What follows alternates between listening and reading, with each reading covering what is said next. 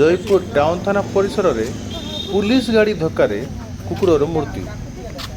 Jaipur town थाना परिसर में किसी बुला कुकुर शोता बेले क्षिप्र गति जयपुर टाउन थानार पुलिस गाड़ी आसी यही कुकुर माड़ी जाइथिला।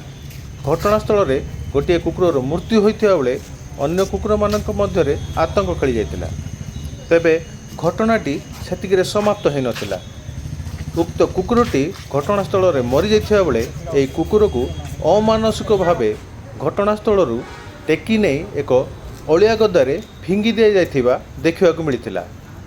जेहेतु यह टाउन थाना पुलिस गाड़ी और टाउन थाना परिसर एभली अघटना घटी तेणु यह जयपुर पौरपालिका को डक जाई उक्त कुकुरर शव सत्कार करने कथा बोली साधारण रे चर्चा होची और एभली एक अमानसिक घटना को एबे साधारण रे निंदा करा जाउची।